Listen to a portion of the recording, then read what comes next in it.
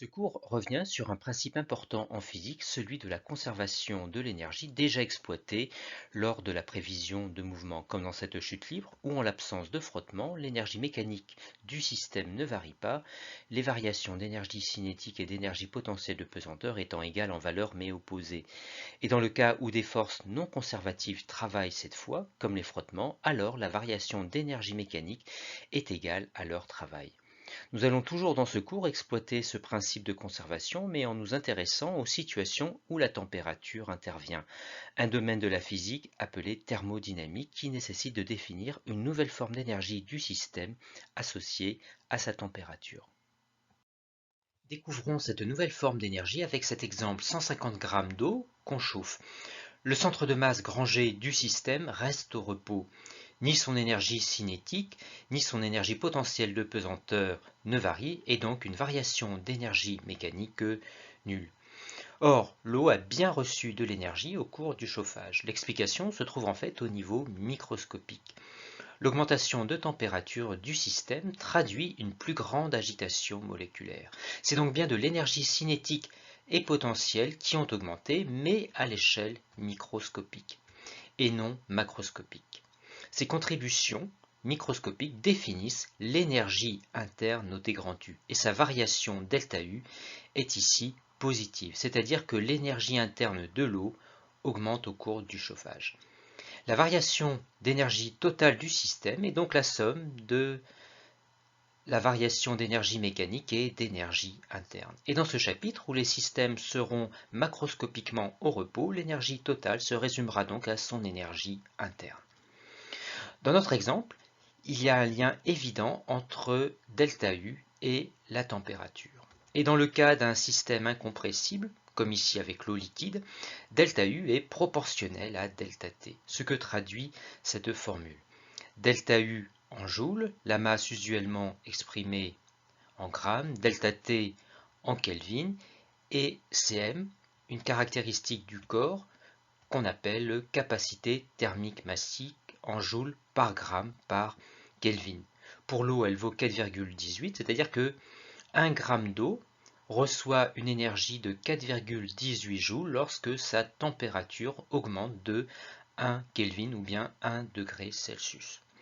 Appliquons cette formule ici dans cet exemple pour évaluer la variation d'énergie interne de 150 g d'eau chauffée de 20 degrés Celsius à 80 degrés Celsius. La différence de température, ΔT, température après moins température avant, température à convertir en principe en Kelvin en additionnant 273, mais la différence, supprimant les 273, la variation de température en Kelvin est égale à la variation en degrés Celsius. On trouve ici une variation de 38 kJ, une variation positive qui signifie que l'eau a reçu de l'énergie. Si on laisse refroidir maintenant l'eau de 80 à 20 degrés Celsius, ΔT est maintenant négative et donc une variation également négative qui signifie que l'eau perd de l'énergie. Nous allons préciser maintenant les différents modes de transfert d'énergie possibles réalisés lors du chauffage ou du refroidissement de l'eau. Dans notre exemple, l'eau a reçu un transfert thermique venant de la flamme, terme à utiliser plutôt que celui de chaleur. Notez Q, il est compté positivement car c'est un transfert entrant, c'est-à-dire reçu par le système qu'est l'eau. On peut même préciser que ce transfert thermique est réalisé ici par conduction dans le matériau solide du récipient, c'est-à-dire grâce à l'agitation moléculaire communiquée de proche en proche. Et ensuite par convection, c'est-à-dire par déplacement des molécules d'eau qui transmettent ainsi l'agitation à tout le système. Mais cette même augmentation d'énergie interne aurait pu être réalisée grâce à un transfert thermique par rayonnement, dont la particularité est qu'il est possible dans le vide. Mais on aurait très bien pu augmenter la température et donc l'énergie interne de l'eau grâce au fouet d'un batteur électrique. Un transfert d'énergie réalisé cette fois par un travail, celui de la force exercée par les fouets sur l'eau. Travail électrique si celui-ci est fourni par une résistance chauffante. Ces différentes possibilités montrent l'équivalence entre travail et transfert thermique, et c'est cela que traduit le premier principe de la thermodynamique par delta U égale W plus Q. Une formulation valable pour un système macroscopiquement au repos et fermé, c'est-à-dire n'échangeant pas de matière avec l'extérieur, deux conditions respectées dans toutes les situations que nous étudierons. Voyons comment s'écrit ce premier principe dans cet exemple, celui de la pompe à chaleur. Le système est ici un fluide en circulation, mais considéré néanmoins macroscopiquement au repos car sa circulation est en boucle fermée. Le rôle de la pompe à chaleur est de forcer un transfert thermique QF depuis l'extérieur froid de la maison vers le fluide, et donc un transfert compté positivement car entrant. Le fluide cède ensuite un transfert thermique vers l'intérieur de la maison, compté lui négativement car sortant. Mais ce transfert global entre l'extérieur froid et l'intérieur chaud n'est pas naturel et nécessite bien sûr un travail électrique rentrant. Le premier principe appliqué au fluide s'écrit donc ainsi. Pour information, l'intérêt d'une pompe à chaleur est que le transfert utile QC réalisé est supérieur en valeur au coût, c'est-à-dire au travail électrique à fournir. C'est donc une solution très prisée pour augmenter la performance énergétique d'une maison. Dans toute la suite, nous allons nous intéresser aux seuls échanges d'énergie par transfert thermique. Tout d'abord, une idée importante, un transfert thermique spontané se fait toujours du corps chaud vers le corps froid, comme ici depuis l'intérieur d'une maison chauffée et l'extérieur froid. Un transfert thermique se réalisant sur une certaine durée ΔT, il est plus pertinent de raisonner en débit d'énergie, c'est-à-dire des joules par seconde, qui a la dimension d'une puissance, mais qu'on appellera plutôt ici flux thermique. Notez phi. Cette expression est donc celle du flux thermique moyen réalisé sur la durée ΔT. Et nous allons en voir ici les expressions dans les trois cas particuliers au programme.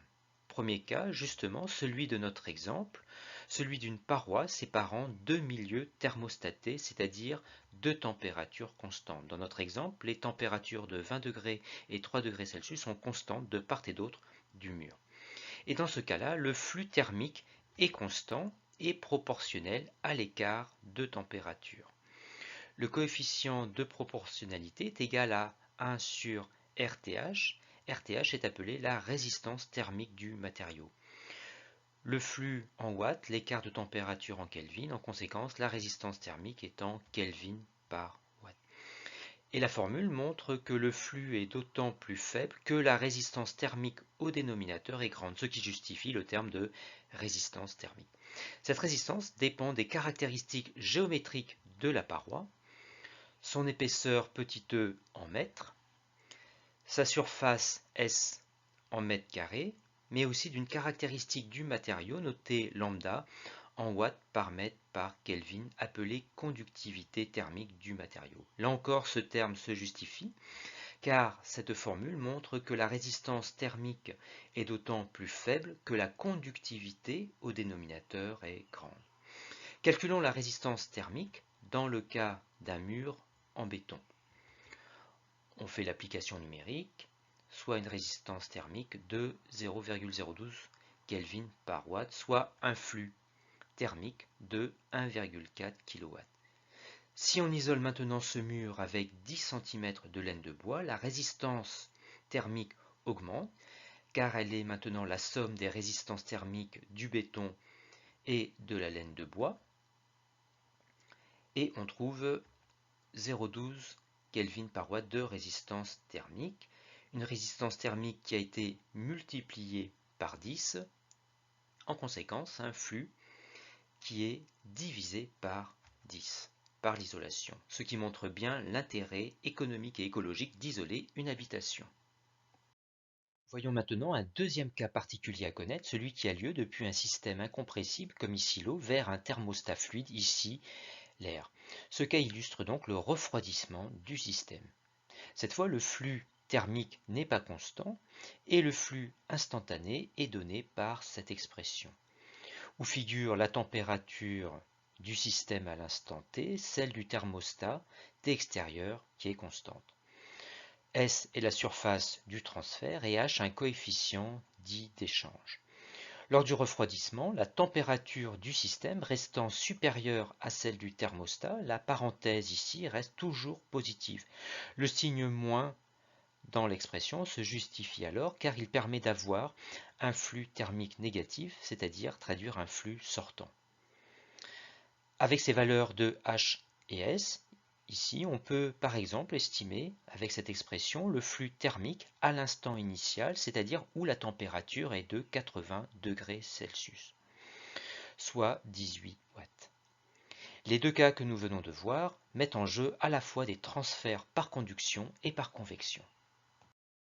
Et enfin, le dernier cas à connaître concerne le transfert par rayonnement cette fois, et plus précisément celui émis par un corps noir, dont la caractéristique du rayonnement est qu'il ne dépend que de la température du corps, ce que traduit la loi de Stéphane, avec un flux émis proportionnel à la température du corps à la puissance 4. Il s'agit ici d'un flux surfacique, d'où le S en indice, c'est-à-dire émis par 1 mètre carré de corps, et donc en watts par mètre carré.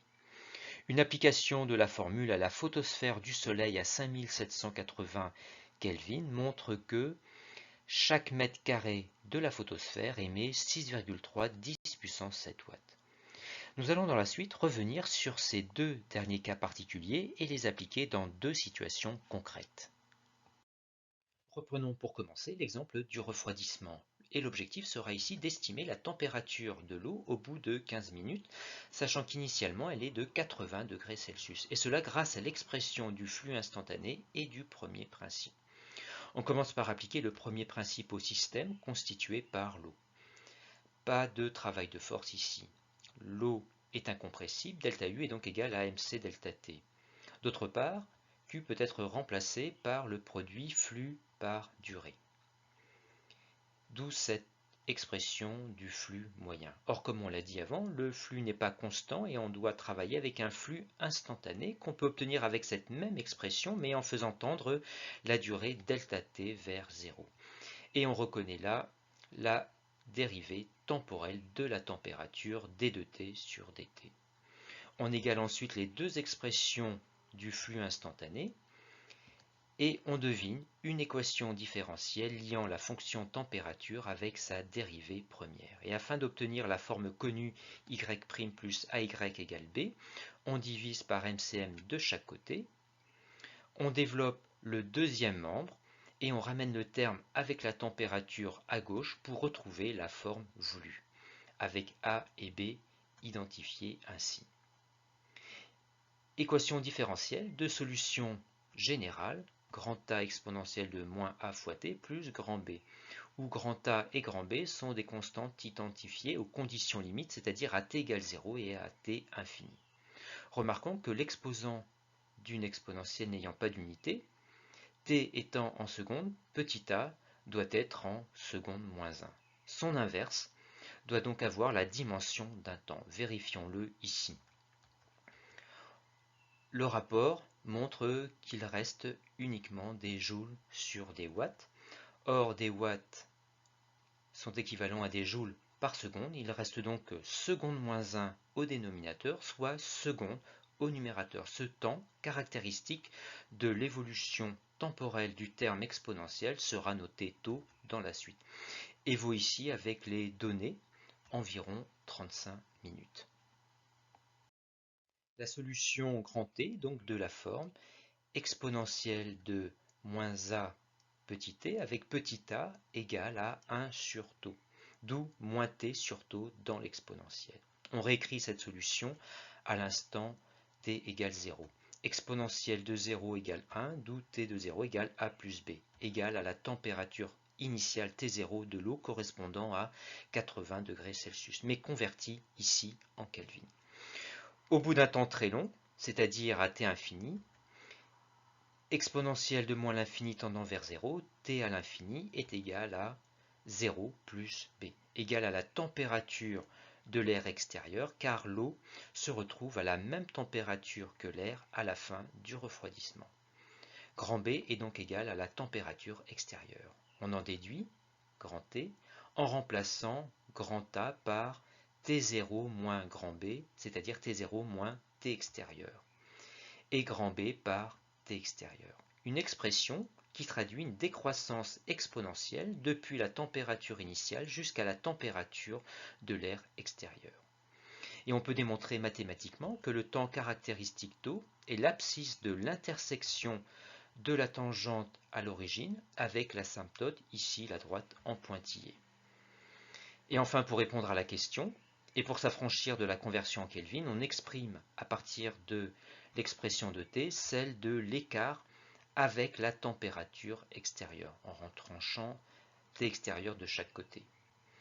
On remplace par les valeurs numériques, soit 39 degrés Celsius d'écart par rapport à la température extérieure de 20 degrés Celsius, soit de l'eau à une température de 59 degrés Celsius au bout de 15 minutes de refroidissement. Et enfin, nous allons finir ici avec une autre application du premier principe de la thermodynamique, avec comme système la Terre seule, sans son atmosphère, et l'objectif est d'estimer sa température, sachant que le flux thermique surfacique en provenance du Soleil est de 342 watts par mètre carré au sommet de l'atmosphère. On fait l'hypothèse que la température de la Terre reste relativement constante, soit une variation nulle, et donc une variation d'énergie interne nulle également, d'après la relation pour un système incompressible comme la Terre. D'après le premier principe, ΔU égale W plus Q. Et en supposant l'absence de travail, ΔU se résume au seul transfert thermique, dont la somme est nulle. C'est-à-dire aussi une somme des flux entrants et sortants nuls. C'est ce qu'on appelle l'équilibre radiatif. Identifions ces différents flux sur la figure. Une partie du flux solaire est rétrodiffusée par l'atmosphère et la Terre vers l'espace, et l'albédo, noté grand A, mesure la fraction du flux solaire rétrodiffusé. Un albédo effectif d'environ 0,30 signifie que 30% du flux solaire est rétrodiffusé dans l'espace. Et donc pénètre jusqu'au sol terrestre le reste, c'est-à-dire 70%, soit la fraction 1-A du flux solaire. Et ce rayonnement est essentiellement visible. Or la Terre qui reçoit ce rayonnement peut être modélisée comme le Soleil par un corps noir. Cela signifie qu'elle rayonne un flux surfacique donné par la loi de Stéphane. Et la différence avec le rayonnement solaire est que celui-ci est complètement dans l'infrarouge. Or l'atmosphère est transparente au visible mais pas à l'infrarouge. Le coefficient d'absorption, alpha, mesure la fraction du flux terrestre absorbé, soit ici 75%. Mais le rayonnement absorbé est réémis pour moitié vers l'espace, d'où le diviser par 2, et l'autre moitié vers la Terre. On peut maintenant remplacer ici les flux surfaciques entrants et sortants par leurs expressions qui figurent ici. Le flux solaire entrant, le flux solaire émis par la Terre, d'où le signe moins, car c'est un flux sortant, et on additionne le flux qui revient vers la Terre. On isole à gauche les deux termes avec le flux terrestre et on factorise par le flux.